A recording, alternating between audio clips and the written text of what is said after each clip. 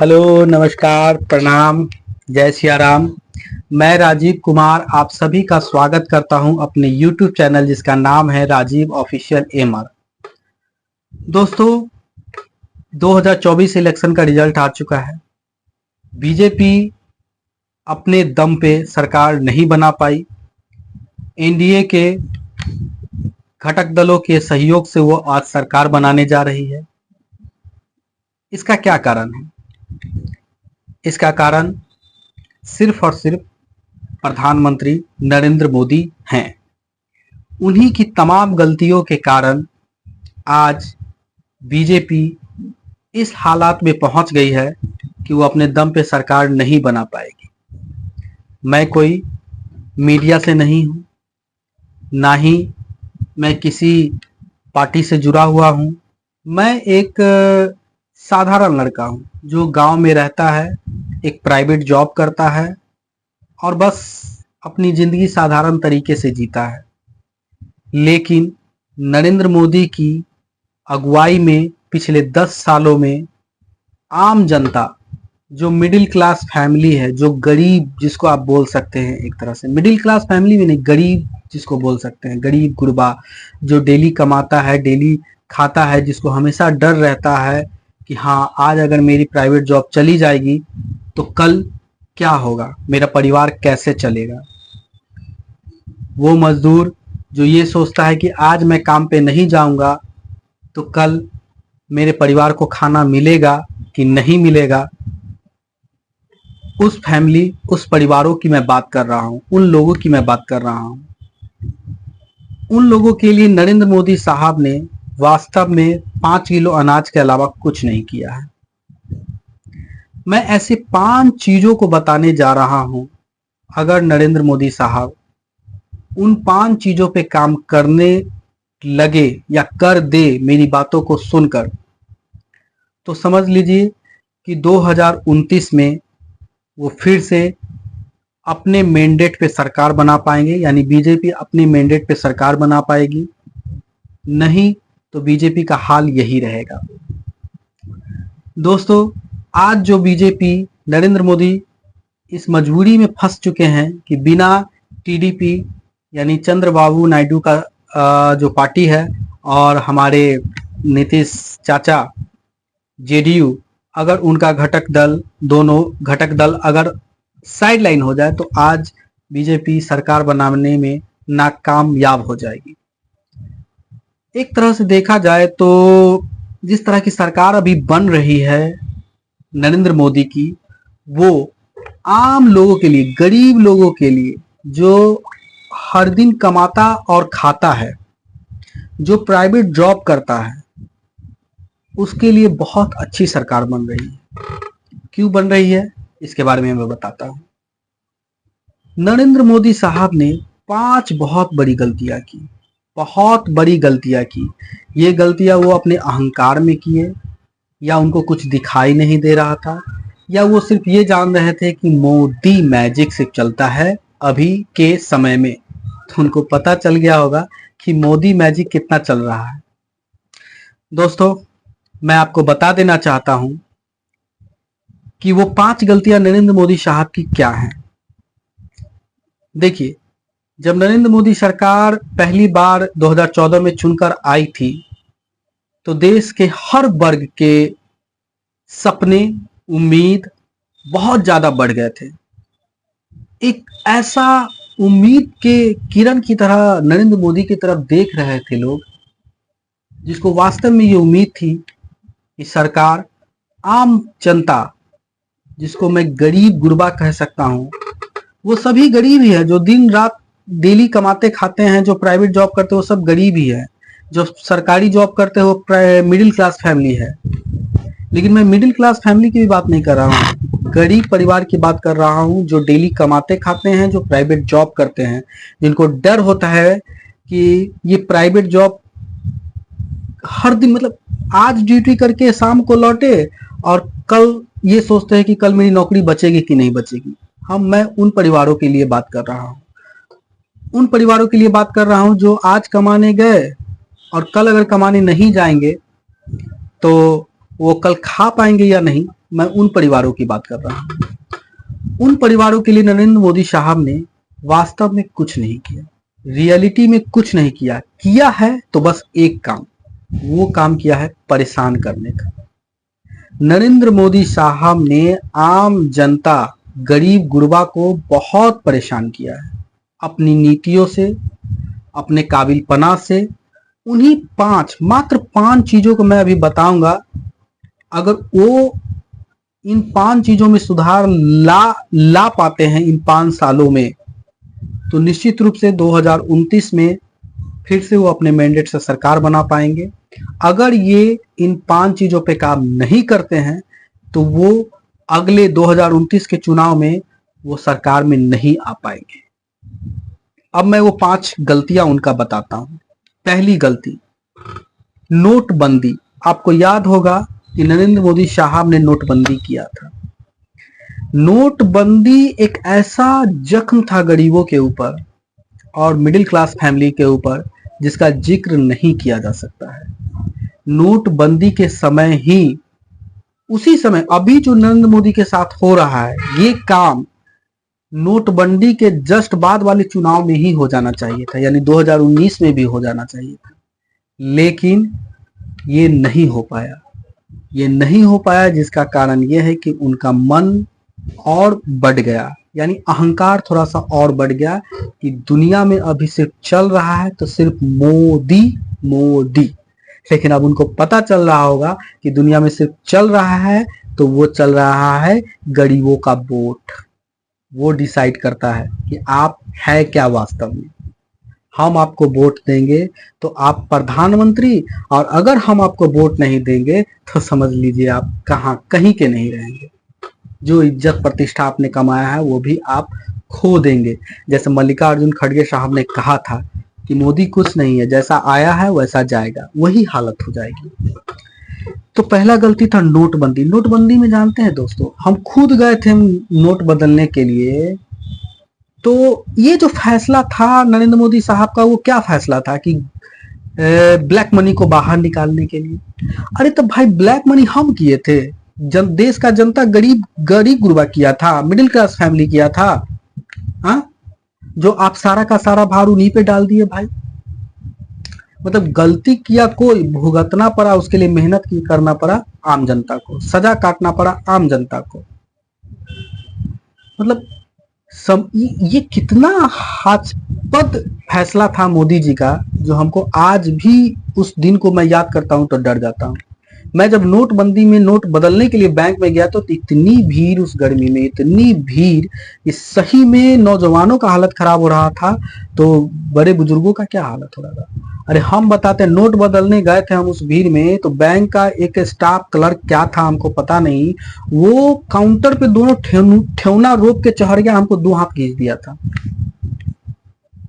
मार खाए थे उस नोटबंदी में। सोच लीजिए, मतलब कई दिन अपने ड्यूटी को छोड़कर, जिसमें मेरे 1500 रुपया कटे थे, 3 दिन मैंने ड्यूटी छोड़ा था। वो जो डेली कमाते खाते हैं वो कितना दिन अपना काम छोड़कर अपने कमाए हुए पैसों को बदलने के लिए बैंक में गए थे। उन सबका हाय लगा है। काला धन बड़े लोगों ने किया, हम लोगों तो नहीं किए थे, लेकिन आपने जनता, आम जनता, गरीब गुरबा को परेशान किया उसके लिए। यानी आपका जो कार्यशैली है उसमें हम लोग परेशान हुए, गरीब गुरबा आम जनता परेशान हुआ। आपका हमको आज तक कोई ऐसा नीति या कोई फैसला ऐसा लगा ही नहीं जो डायरेक्ट गरीब गुरबा को फायदा करे। उसमें गरीब गुरबा कुछ ना कुछ मतलब कि परेशान हुआ, तभी जाके वो फायदा उसको मिला, नहीं तो नहीं मिला। तो आपकी नीतियों का सबसे बड़ा ये डाउटफुल है कि आप कोई भी कार्य करते हैं तो उसमें लोगों को परेशान कर देते हैं, तबाह कर देते हैं। लेकिन खैर, ये पहला था। दूसरा बात, आप गैस चूल्हा में सब्सिडी लाए थे। पता है कितना दिन काम छोड़ के हम गैस एजेंसी का चक्कर लगाए थे। अभी भी गारंटी हमको नहीं मिला हुआ है कि हमारे सब्सिडी का पैसा हमारे बैंक अकाउंट में जाता है कि नहीं जाता है। ये मैटर है कि आपने कोई अच्छा नीति किया, इसमें ये आपने कभी नहीं सोचा कि जो डेली कमाता खाता है, अगर इसमें मैं ज्यादा झंझट का काम लगा दूंगा, ज्यादा कागजी काम लगा दूंगा, ज्यादा हेन थेन कर दूंगा, तो किसी आम गरीब को एक दिन का ड्यूटी ऑफ करके वो काम करने जाना होगा। तो एक दिन का ड्यूटी ऑफ करेगा तो वो अपने घर परिवार को कैसे खिलाएगा, कैसे पिलाएगा, क्या करेगा, बताइए आप। ये आपने कभी नहीं सोचा। यानी कि गरीब को आपकी हर नीतियों ने परेशान किया है। वो परेशान होकर अपना ड्यूटी काम धंधा छोड़कर एक दिन भूखा रहकर आपके नीतियों को फॉलो करने के लिए अपना समय खपाया है। ये मैंने पहले बताया नोटबंदी, दूसरा गैस चूल्हा वाला, उसमें हर काम में आपका आम जनता गरीब गुरबा परेशान हुआ, अपनी काम छोड़कर उस काम में लगा। दूसरा इसी में आपको हम जोड़ देते हैं, गरीब आप जो कह रहे हैं कि बिजली बिल अब आधा हो जाएगा गरीब परिवारों का। देखिए आप उसमें सोलर सिस्टम का कह रहे हैं कि हम सारे के छत पे सोलर सिस्टम लगा देंगे। तो सोलर सिस्टम लगाइएगा तो फिर आप हमारे जेब से पैसा निकलवाइएगा। आप ऐसा नीति क्यों नहीं बनाते हैं कि गरीब जो डेली कमाता खाता है, गरीब गुरबा जो है, उसके जेब से पैसा ना निकले, उसको अपना ड्यूटी ऑफ नहीं करना पड़े। जो प्राइवेट जॉब करता है उसका पैसा कट जाता है एक दिन ड्यूटी ऑफ करने पे, वो ना करे, वो ना हो। आप ऐसा नीति लाते हैं कि उसमें गरीब गुरबा फंस जाता है, पिसाने लगता है, उसमें परेशान हो जाता है।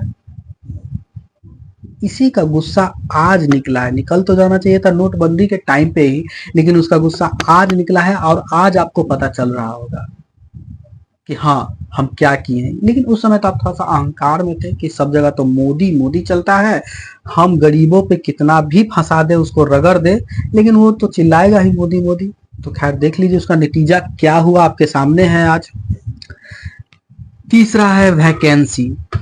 हम जब 2012-13 में 11th-12th में थे तो उस समय जो नौकरी की तैयारी कर रहे थे वो लोग कहते थे, वो हमारे सीनियर वो लोग बोलते थे कि 2014 का शायद इलेक्शन उस समय होने वाला था, हम 2013-14 की बात कर रहे थे। तो उस समय लोग कहते थे, जो कंपटीशन नौकरी की तैयारी करते थे, वो कहते थे कि कांग्रेस का सरकार रहता है ना तो वैकेंसी निकलता है, जॉब निकलती है हर 3 साल 2 साल पे, लेकिन बीजेपी जब आती है तो वैकेंसी साफ बंद कर देती है। और उस समय तो हमको मोदी की आंधी में मोदी के नाम पे ये सब बकवास फॉल्स बेकार लग रहा था। लेकिन आपके 2014 से लेकर 2024 यानी 10 साल के कार्यकाल में मैंने देखा कि वो बात बिल्कुल सही निकली। आपके कार्यकाल में वैकेंसी नदारत रहा।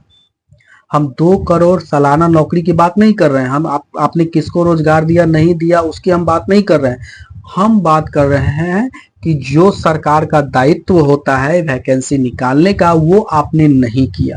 क्यों नहीं किया ये मुझे पता नहीं, ये भी आपको बैक फायर किया है, ये आपको बहुत नुकसान पहुंचाया है। नए युवा वोटर्स जो अभी दिन रात मेहनत करके पढ़ रहे, आपको पता है हर साल कितना, मतलब कि लड़का 10th पास करता है, हर साल कितना 11th पास करता है, 12th पास करता है, कंपटीशन की तैयारी में कितने बच्चे दिन रात लगे हुए रहते हैं इस उम्मीद में कि हाँ अरे हम कहीं काम कर रहे हैं तो शाम को उम्मीद होता है ना कि भाई 400 रुपया या 500 रुपया मजदूरी जो भी है हमारा वो मिलेगा। तो एक बच्चे का, एक पढ़ने वाले स्टूडेंट का ही वो उसका ड्यूटी है पढ़ना, और जब पढ़ाई करे और शाम होते होते उसको उसका मजदूरी ना मिले और यहाँ, तो वो क्या करेगा? आत्महत्या करेगा, मरेगा, या अपने जिसके हम जिस चीज के लिए वो काम कर रहा है, जिससे उसको मजदूरी की उम्मीद है, उसको हटाएगा, बदलेगा, दूसरी जगह जाके नौकरी खोजेगा, दूसरी जगह, यानी कि सरकार बदलेगा। तो यही सरकार बदलने का काम किया है विद्यार्थियों ने। हम पढ़ाई कर रहे हैं, आपको पता होना चाहिए कि इतना युवा देश में पढ़ रहा है, बच्चे पढ़ रहे हैं, कंपटीशन की तैयारी कर रहे हैं, तो उसको साल नहीं तो कम से कम 2 साल पे, कम से कम 3 साल, 2 साल भी नहीं तो कम से कम 3 साल पे आपको एक अच्छा खासा वैकेंसी निकालना चाहिए था। 10 साल में आपने वो जीरो नदारत बेकार कर दिया, उसको बच्चों को हताशा के मंजर पे छोड़ दिया। तो इसलिए मोदी साहब अब वैकेंसी पे ध्यान दीजिए। 3 साल पे ही या 2 साल पे ही कम से कम 2 लाख 2.5 लाख का वैकेंसी निकालिए, हर 3 साल पे 2-2.5 लाख का वैकेंसी निकालिए। क्या कीजिएगा? जब देश के युवाओं, जो पढ़ने वाला बच्चा है, उसको नौकरी ही नहीं मिलेगा तो पढ़ाई क्यों करेगा? वो आपको क्यों चुनेगा? हम पढ़ाई किए, हमारा जो एज है इसमें पढ़ाई करने का एज है। आप पढ़ाई किए यानी मजदूरी किए, पढ़ाई का मजदूरी किए हम, और शाम को हमको वैकेंसी के रूप में तनख्वाह नहीं मिलेगा, तो उस समय आपको हम आपके यहाँ काम करेंगे? मान के किसी मालिक के यहाँ हम काम करे, दिन भर खेत में हर जोत रहे, यहाँ से हमको पैसा नहीं देता, मालिक बदलेंगे ना भाई कि साला पैसा टाइम पे नहीं देता है, हम जाएंगे अलग दूसरे मालिक के यहाँ काम करने के लिए जो टाइम पे पैसा देता है कि नहीं? तो मोदी साहब इसमें आप सुधार लाइए, इसमें आप बिल्कुल सुधार लाइए कि मन बना लीजिए कि ठीक है, हमको किसी भी तरीका से सरकार के खजाने में पैसा बचे न बचे, लेकिन देश के विद्यार्थियों के लिए हर 3 साल पे 2-2.5 लाख का वैकेंसी निकालना है। इससे आपकी सरकार 2029 में पूर्ण मैंडेट के साथ आ पाएगी, नहीं तो नहीं आ पाएगी। ये लिख लीजिए आप। ये हो गया तीसरा। नोटबंदी मैंने बता दिया, गैस चूल्हा वाला आपका लफड़ा मैंने बता दिया, वैकेंसी मैंने बता दिया। तीसरा बता रहा हूं झूठ। आपके होम मिनिस्टर और आप और आपके मंत्री झूठ बोलते हैं, इसमें कोई शक नहीं। क्या झूठ बोलते हैं? एक ही एग्जांपल मैं दूंगा। इलेक्शन स्टार्ट होने से लगभग 2-2.5 या 5 महीना पहले होम मिनिस्टर अमित शाह ने ये कहा था कि मैंने एक ऐप बनाया है, वहां पे रजिस्ट्रेशन कीजिए और आपके सहारा का पैसा आपको धीरे धीरे धीरे मिलेगा। आपको पता होना चाहिए कि गरीब गुरबा मिडिल क्लास फैमिली और मिडिल क्लास के अंतिम छोर पे खड़ा फैमिली, सहारा में उन्हीं लोगों का पैसा था। मेरा भी पैसा है, मेरे नाना का पैसा है, मतलब हर मिडिल क्लास फैमिली गरीब गुरबा का पैसा सहारा में था। लेकिन आपने एक जुमला क्या चला इलेक्शन से 5-6 महीना पहले कि एक ऐप बना दिया, रजिस्ट्रेशन कीजिए, उसमें आपको धीरे धीरे कर पैसा मिलेगा। लेकिन आज के डेट में रिजल्ट ये है कि 1 रुपया भी किसी भी बंदे को सहारा वाला पैसा नहीं मिला। ये कितना बड़ा धोखा आपने किया है भारत के लोगों के साथ, उस गरीब के साथ, उस गरीब गुरबा के साथ। क्या कितना बड़ा धोखा किया आपने? हाँ? इससे आपका वोट खराब हुआ है। हम सुने हैं, गांव में हम रहते हैं, हम आम लड़का, हमको किसी से फंडिंग नहीं मिला, ना हम किसी मीडिया से जुड़े हुए हैं, लेकिन हमको गांव के आसपास के घर के लोग ये बोले हैं कि देखिए तो बताइए तो सहारा का पैसा कह रहा था कि आप बनाइए रजिस्ट्रेशन कीजिए, मिलेगा, लेकिन नहीं मिला। काहे हम वोट दें मोदी जी को? ये तो एक तरह से छलावा किए मेरे साथ, धोखा किए मेरे साथ, क्यों दे इनको वोट हम? तो ये भी आपको बैकफायर किया है। जो कर सकते हैं बस उतना ही बोलिए, नहीं कर सकते हैं वो मत बोलिए। अब मोदी मोदी कोई मैजिक नहीं होता है। और ये चौथा हो गया। पांचवा जो था वो सबसे इंपॉर्टेंट है, उस पर ध्यान दीजिए। आपके सांसद जो जीतते हैं, ये जमीन पे जाके मैंने देखा है, मैं कोई चुनावी सर्वे नहीं करता हूं, मैं कोई पीके प्रशांत किशोर नहीं हूं, मैं एक आम लड़का हूं गांव के, जो जमीन पे अपना बस डेली काम में मैं व्यस्त रहता हूं, अपने प्राइवेट जॉब करता हूं, बस डेली सुबह निकलता हूं, काम करके आता हूं। लेकिन कुछ जमीनी हकीकत पे मेरा काम है, थोड़ा सा क्षेत्रों में घूमने का, जिसके कारण मैं कुछ जमीनी स्तर पे जो बात हो रही है उसको मैं आपको बताने की बात कर रहा हूँ। ये बहुत ही निचले स्तर की बात मैं बता रहा हूँ आपको, जब जमीन से जुड़ा हुआ बस अंतिम छोर की बात मैं बता रहा हूँ।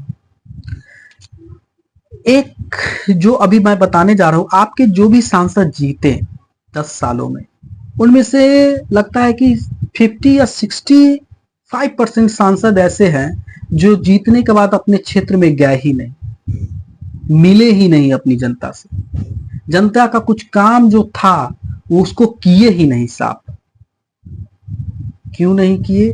इसका आपने कभी भी उनसे जवाब या रिकॉर्ड या क्या काम किए वो अपने क्षेत्र में, इसका हिसाब आपने नहीं लिया। क्यों नहीं लिया? क्योंकि आप जानते थे कि मोदी है तो मुमकिन है।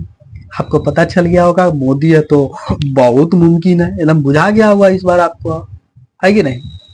तो ये काम आपने किया कि मतलब कि सांसदों से आपने कभी उनके कामों के बारे में डेटा नहीं लिया। अरे भाई, हम बच्चों के ऊपर खर्च कर रहे हैं, पढ़ा लिखा रहे हैं, तो उनसे हर गार्जियन को हक होता है कि पूछे कि बच्चे तुम आज कितना पढ़े, नहीं पढ़े, क्या पढ़े, नहीं पढ़े, बताओ। तो उसी तरह आपको अपने सांसदों से ये फीडबैक लेना चाहिए था कि वो अपने क्षेत्र में क्या काम किए, नहीं किए, क्या करना चाहिए था, नहीं करना चाहिए था, लेकिन ये सब आपने बिल्कुल नहीं किया। और आपके सांसद भी अपने क्षेत्र में कभी नहीं गए 10 सालों में, लोगों का जो कुछ काम था वो बिल्कुल भी नहीं की, जिसके कारण जनता में गुस्सा था आपके सांसदों के प्रति। ये ग्राउंड रिपोर्ट में मैं बता रहा हूं, एकदम जीरो लेवल पे यहां पे आपकी कमी थी कि आपके सांसदों ने अपने न क्षेत्र में घूमा, न कोई काम किया। तो इस बार जो भी सांसद या जीते हैं आपके, उनको बोलिए कि हर 3 महीना पे अपने क्षेत्र का भ्रमण करें, हर महीना में डे को बांट ले, एक तरह से टीपी बना ले आज कि हम अपने पूरे क्षेत्र में आज इस एरिया में जाएंगे, आज उस एरिया में जाएंगे, यहाँ की समस्या सुनेंगे, वहां की समस्या सुनेंगे और काम करेंगे, जिससे मतलब कि लगे कि हाँ, हमारे सांसद हमसे मिलने आ रहे हैं, हमारी समस्याओं को सुन रहे हैं, हमारे लिए कुछ काम करने का उनमें दिल में चाह है और कर रहे हैं। इससे डायरेक्ट लोगों को बेनिफिट होगा, तब उनको लगेगा कि ये जो सरकार हमने चुनी है ये वास्तव में हमारे लिए काम कर रहे हैं। ये 5वां था, इस पर ध्यान दीजिए। और क्या कहें, इतना बातों पे आप अगर मोदी जी ध्यान देते हैं, देखिए आपने मंदिर बनाया, मंदिर कोई इश्यू नहीं है, मंदिर पे वोट नहीं मिलता है, बिल्कुल सही बात है कि मंदिर पे वोट नहीं मिलता है। आज हम जा रहे थे अपने किसी क्षेत्र में काम करने के लिए, तो रास्ते में बड़े बड़े झंडा लेकर हनुमान जी का और चंदा कुछ लोग रोड पे मांग रहे थे। मैं नहीं रुका चंदा देने के लिए, जबकि वहां पे 5 या 10 रुपया से ज्यादा नहीं लेते, लेकिन मैं रुका नहीं चंदा देने के लिए। तो जब मंदिर के नाम पे मैं 5 रुपया निकालने के लिए तैयार नहीं हूँ, और मैं ही नहीं, वहां से लगभग मेरे सामने 5-6 गाड़ियां गुजरी, उसमें से कोई गाड़ी नहीं रुका, तो जो 5-6 रुपया 10 रुपया मंदिर के नाम पे चंदा देने के लिए रुक कर तैयार नहीं है, वो राम मंदिर पे आपको वोट कैसे दे देंगे? कैसे दे देंगे? नहीं देंगे। तो आपने जो सपना पाल रखा था कि मैंने तो मंदिर बना दिया, उस पे मुझे वोट मिल जाएगा, तो मंदिर पे वोट नहीं मिलता है, मंदिर पे वोट नहीं मिलता है, ये बात सत्य है। इसलिए आप धर्म के नाम पे, या धर्म ठीक है, नेशनलिटी ठीक है, लेकिन ये मत सपना पालिए कि हम धर्म के क्षेत्र में मंदिर बना दिए तब हमको वोट मिल जाएगा, हम बनारस कॉरिडोर बना दिए तो हमको वोट मिल जाएगा। अरे भाई, 5 रुपया चंदा दे रुक के देने के लिए लोग तैयार नहीं होता है रोड पे, एक मंदिर बनाने के लिए, या कोई यज्ञ अनुष्ठान हो रहा है तो उसमें देने के लिए, तो आपको मंदिर के नाम पे वोट कैसे दे देगा? अपना बहुमूल्य वोट कैसे दे देगा? तो आप ये भी एक गलती की।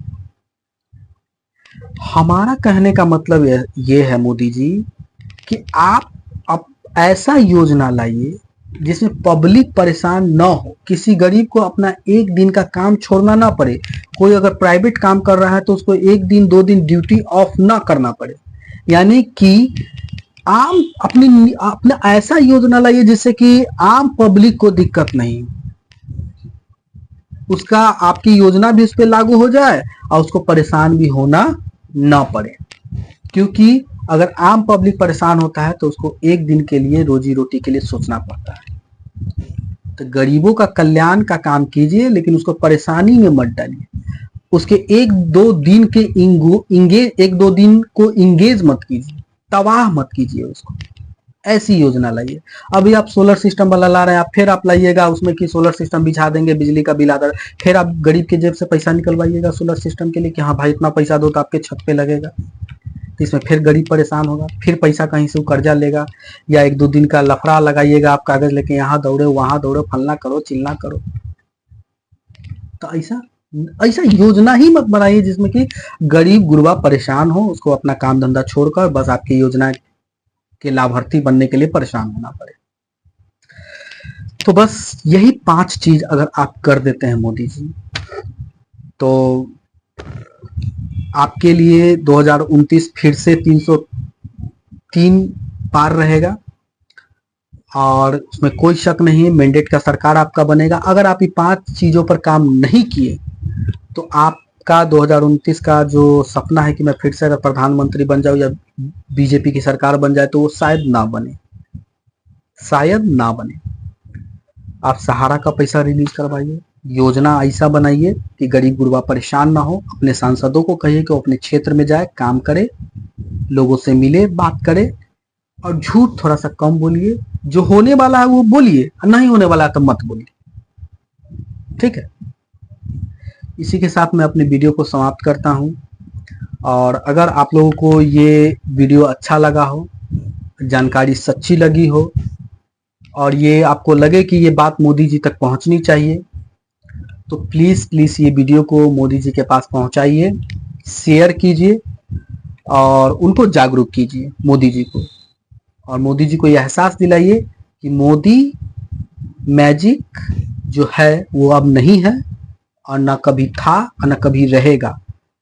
जो हकीकत मैंने 5 चीज बताई है उस पर आप रहिएगा, तो आप